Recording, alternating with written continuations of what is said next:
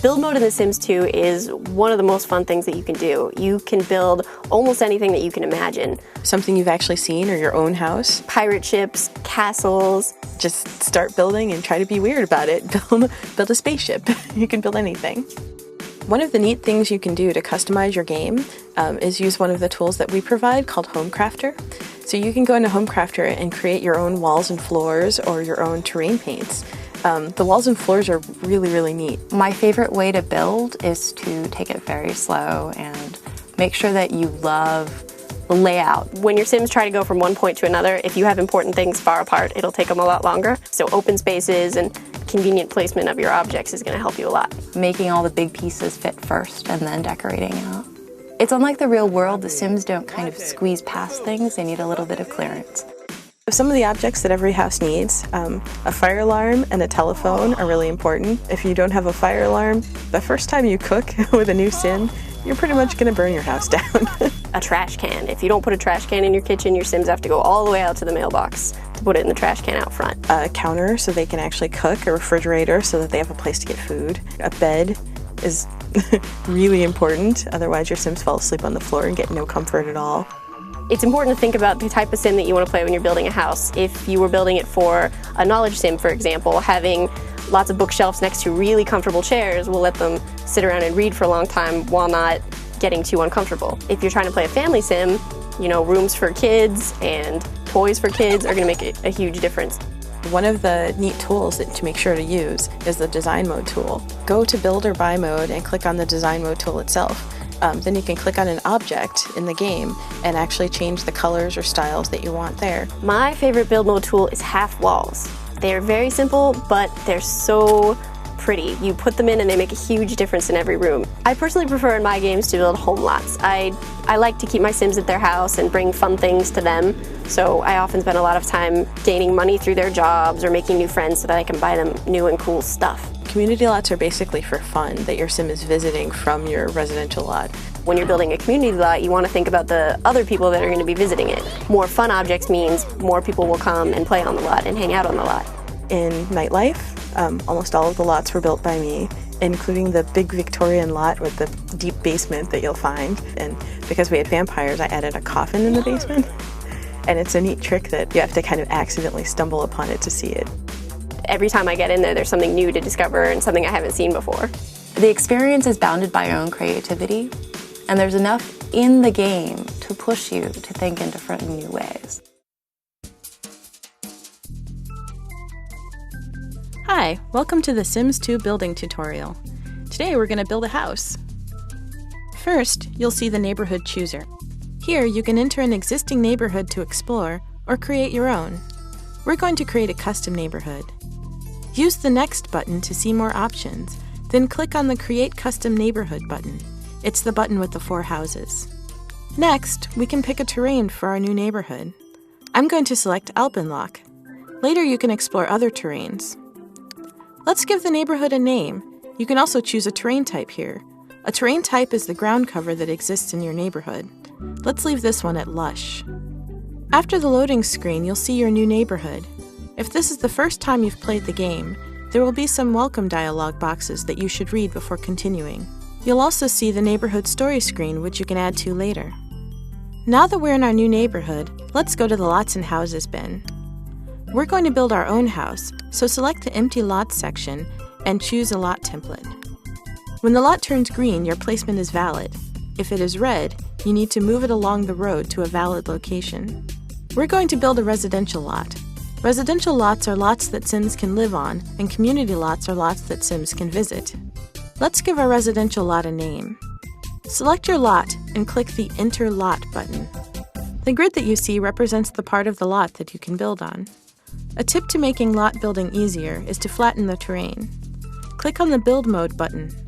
Build Mode is the area of the catalog where you can select the tools and objects to build your house. The game is always paused when you enter Build or Buy mode. To flatten the terrain, click on the Terrain button, then click on the Level Terrain tool. Starting at the front corner of the lot, click and drag the tool to the opposite corner. This will give us a nice, flat starting terrain to build our house.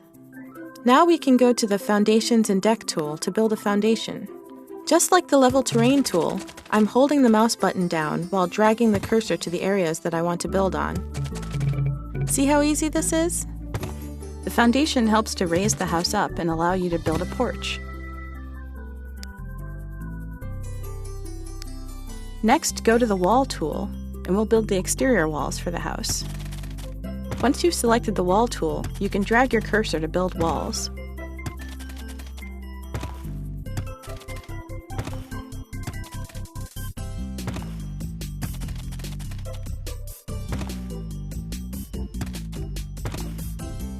I'm going to lower the walls so it's easier to see what I'm doing. To raise and lower the walls, you can click on the Walls Cutaway button. You can also use the Home and In keys, which is very useful during gameplay. Now I'm going to draw in the interior walls. It's good to think about the layout of your house before you start building. I know that I want a staircase here, so I'm going to leave a little extra space for it.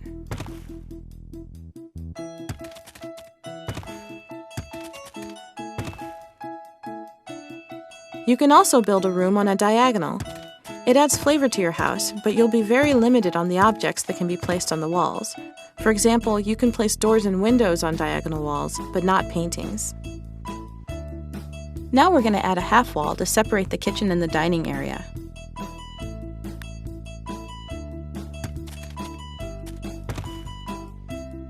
Next, we're going to add the exterior doors. You can choose different doors from the catalog. There are plenty to choose from. You can also add archways to the interior of your house, placing archways to connect the rooms.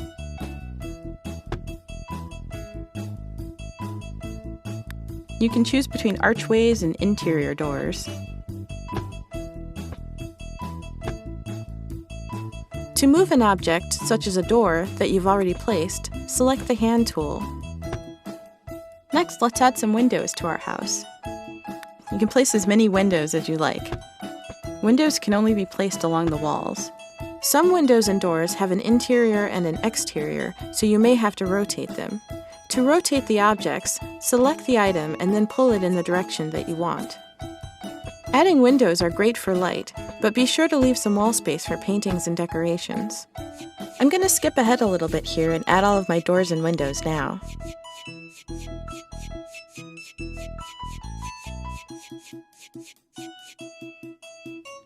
You can add stairs to your deck or foundation, which your Sims will actually need in order to access the house.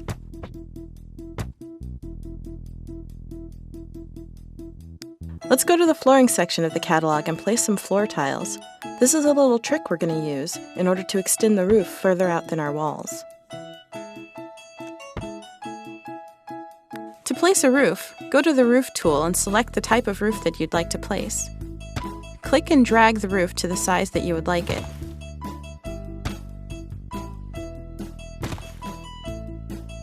It's fun to experiment with the roof tools. There are different types of roofs as well as different colors to choose from. Some roofs have floor tiles on top, and you can change the floor tiles if you like. We'll talk a little more about placing floor tiles later. Design modes are ways to change the colors of objects in our game. Sometimes you can select more than one design mode for an object. Let's add some columns to our house.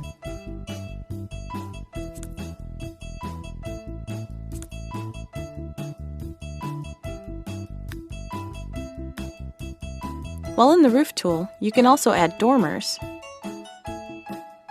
Dormers are a great way to add variety and depth to your house's exterior. Next, we're going to build our driveway and garage. It's best to build your driveway before you build your garage, so you can get proper placement and size. Go to the Driveway tool in Build mode and place the driveway that you like. The front of your driveway must align with the front of the lot. Make sure that your driveway piece goes all the way underneath the garage, or you won't be able to place your car there later. Again, green means that you've chosen a valid location. Next, using the Wall tool, you can build a building that will be your garage. If you hold down the Shift key while building a wall, you'll actually build a room.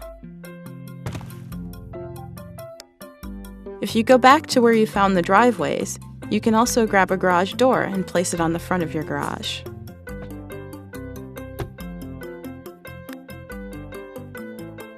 You can also add wallpapers to the game. Go to the Wallpaper tool and select the wallpaper that you'd like to use. You can also hold down Shift to fill an entire room with the wallpaper that you've selected. Next, go to the Floor tool, and we'll place some floors in our house. There are many selections that you can choose.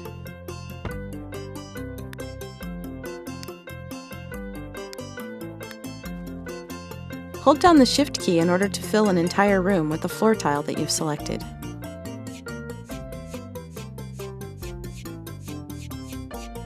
Next, we'll add stairs to our house. These are different from the stairs that we've added on the porch. Now let's begin to decorate our house. There are many types of objects to choose from refrigerators to counters to TVs. We're going to move from build mode to buy mode. Buy mode is the place where the objects to decorate and fill out your house are located. When selecting objects in buy mode, you can sort them in several different ways. You can sort them by object type, like sinks or counters, or you can sort them by room. Here I'm going to select the room sort. Now we're going to place the kitchen cabinets. To change the colors of objects in our game, you can select the Design Mode tool.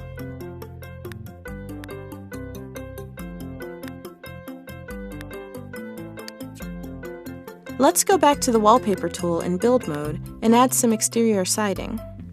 This brick wall is one of my favorites. For variation, let's add some wood siding too.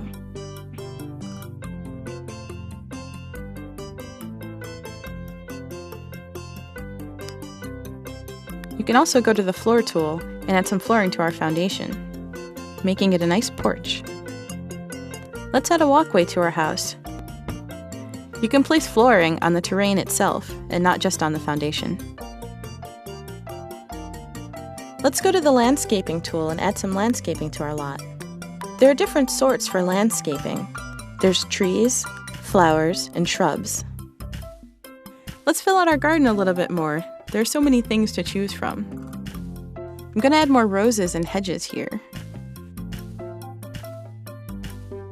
And a couple of trees, I think. If you don't water your flowers, they'll wither and die, so be very careful.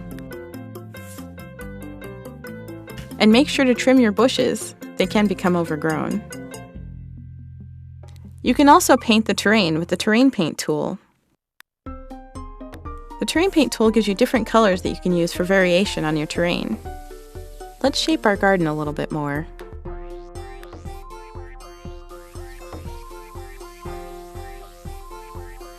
I'm going to flesh it out with a few more flowers and trees. Make sure to leave room for your Sims to trim the hedges when you place flowers and shrubs. Let's go to the Water tool and add a pool for our lot. If you click and drag, you'll build your pool. The difference between a pool and a pond is that your Sims can swim in a pool. Don't forget to add a pool ladder for them to get out.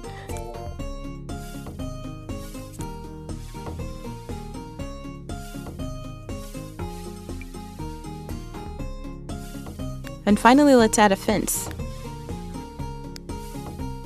Go to the Fence tool and select a fence, and click and drag the tool as you would a wall.